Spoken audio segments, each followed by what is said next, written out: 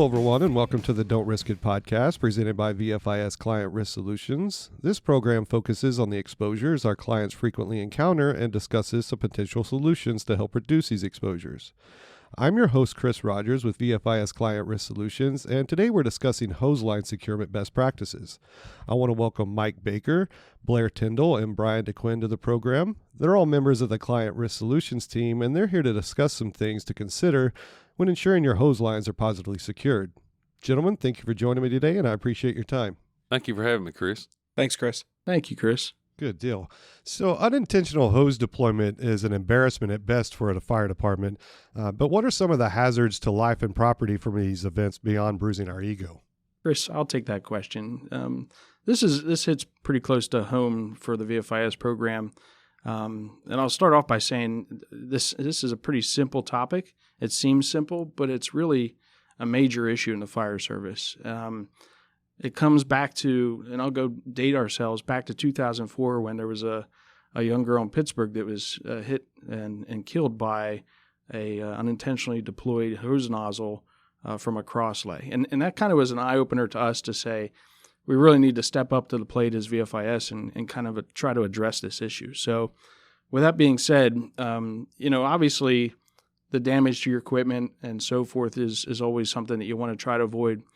But the damage that's caused by one of these hose lays coming off and being deployed in the middle of an open roadway or striking a bystander as the truck's responding to a call and still in motion can be often significant. It's not just scratching up some hose and scuffing it and putting a coupling or two under a vehicle. I mean, there's people out there, there's pedestrians everywhere, and oftentimes when you're responding to incidents, there's a lot of folks who are jumping to the roadway to watch the truck or the emergency vehicle come down the roadway. So the life and property of others is really the key concern here.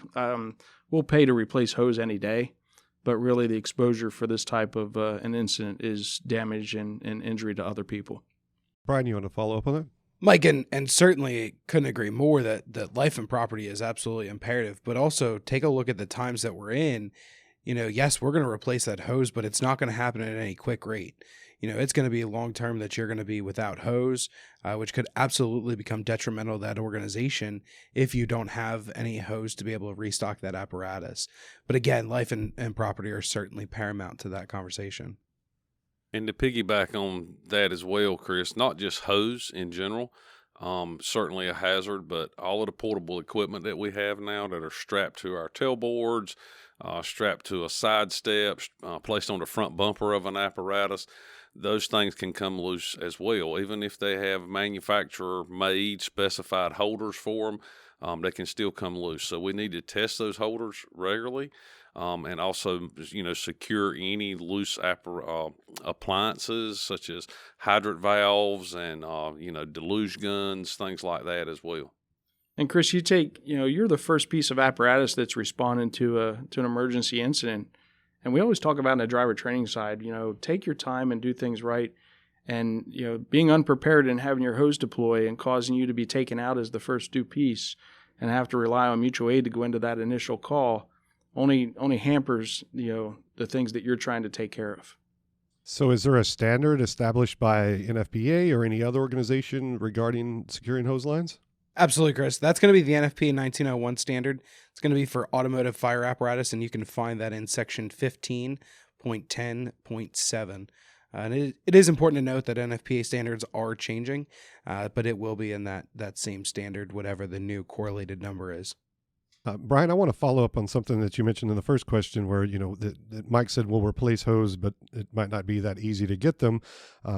We always suggest to use the hose securement devices that the manufacturer provides with the apparatus. But what are some other solutions that you've observed for properly securing hose lines if replacement parts aren't readily available? You can get things like netting, webbing, third-party manufacturers to come in and do different types of securement devices. There really isn't any steadfast way that you have to do it. I've seen some where it's built into the vehicle that it's metal cabinets or coffin doors, as they call them. Again, it really is whatever you can find that's going to properly secure that hose to avoid it from deploying down the roadway or in any type of situation like that. So when I think about unintentional deployment of hose, I think about the hose bed predominantly, but that's not the only place that we secure them or store them. Are the cross lay lines just as important to secure as the rear hose bed? And where should we focus our attention? Yes, they're equally as important to secure both, Chris. As Mike said earlier, the claim that we were just talking about was actually from a crosslay. So we need to secure hose as well there. We can have, if it comes off the side of the truck, we can have, as Mike said earlier, pedestrians on the sidewalks. We can have, not only pedestrians, we can have property damages from mailboxes, multiple vehicles. We have claims a lot of times that when this does occur, involve multiple vehicles.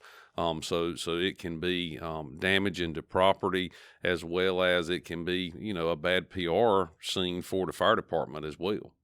Yeah, and oftentimes whenever you have one of these happen to you, and I, we meet with departments all the time that it's obviously happened there, or they know a neighboring department it happened. But we generally see about 24 of these a month here as claims at VFIS, which is, in my mind, 24 too many. So, but the problem, one of the major problems or complications of these are you don't really realize what's going on until it's already done. And by that point in time, you have several hundred feet of hose off the truck, and it's impacting other objects, property, or maybe even cause some harm to some pedestrians. So, you just don't know what happened until it's too late, and that's the downside of these things. And Chris, just kind of circle back to the initial question is, it really is anything. And Blair alluded to this earlier is, it's not just your supply line or your cross lays, but it's the other equipment. It's really anything on the vehicle itself that you got to worry about at the end of the day. So Mike mentioned that sometimes, these things just, you don't know that they're occurring until they occur. So should we incorporate hose line restraints into our routine vehicle inspections, whatever that process may be, daily, weekly, or should it be more frequent for hose lines? Yeah, I think it's important to be aware of what's going on with your vehicles and include this as part of the weekly checks or however often you're doing checks on your vehicles. But just make sure that those appliances or those restraint mechanisms are functioning and should be the way they are. I mean, we all have Velcro straps, and eventually that Velcro loop wears out and the strength of the bond is not there. Make sure that the buckles and the straps and everything still have integrity to them, that they're doing what their purpose really is.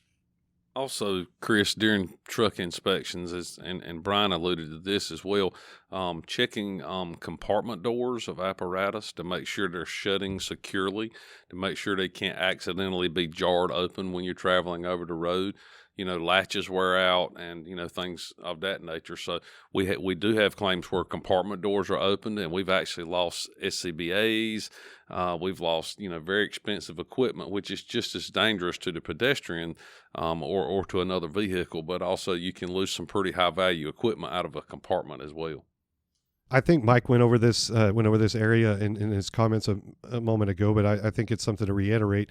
What should we be looking for during these checks beyond just, if they're positively secured? Should we be looking for signs of wear, UV exposure, abrasions, or what else should we be looking for? Chris, I'll take that. So it really is a functionality test of whatever that device is that you're using, making sure that, it's not giving, that it's still latching, that the paracord's still in place or the bungee cord's in place. Whatever it is, you want to make sure that functionally it is still working and it hasn't broken down at all, that it hasn't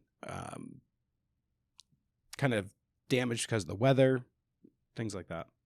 And also on the compartment door side of things, a lot of the modern apparatus have warning devices that let you know when a compartment door's ajar. And so you need to test that during your, and not be complacent so that the driver knows that they're working. A lot of them have a light and a buzzer system. So you need to test those during your vehicle checks to make sure that they're all still functioning. And they should be as aggressive as a seatbelt warning inside your vehicle, just to drive you till it makes you go insane that you have to get out and close It's that something thing. you have to fix, right? And loud enough for that. Yeah, all those things serve a purpose. I mean, defeating them so that they don't alert you is really just causing the problem. So when we do these podcasts, the way that we typically like to round them out is to talk about any resources that VFIS might have. So can you all summarize any VFIS resources that we might have in terms of developing a hose securement policy or possibly an apparatus inspection form that includes a section regarding hose securement? Yeah, Chris, certainly a lot of good resources that we have readily available. One of the things you can certainly find is on the Safety Central on VFIS.com. You can also find some great things on ResponderHelp.com that are going to help you create some policies and procedures for your organization. And we'll make sure to include that policy or any links that refer to this area in the comments below. Gentlemen, I want to thank you for joining me today. It's always a pleasure to chat with you all, and thank you for being here. Thanks, Chris. Thank you, Chris. Thanks, Chris. Appreciate it. And I want to thank you for listening to the program today and for your interest in VFIS safety resources. I want to thank our guests Mike Baker, Blair Tyndall, and Brian DeQuinn once again for their time and information. Please consider subscribing to our program to stay up to date on new content releases. Also, if you like what you've heard, please consider leaving a review below. For more information about the many resources available from VFIS, please visit VFIS.com. And to submit ideas for future discussions, please reach out by emailing VFIS Risk Control at VFIS.com. Thanks, everyone, and have a great day.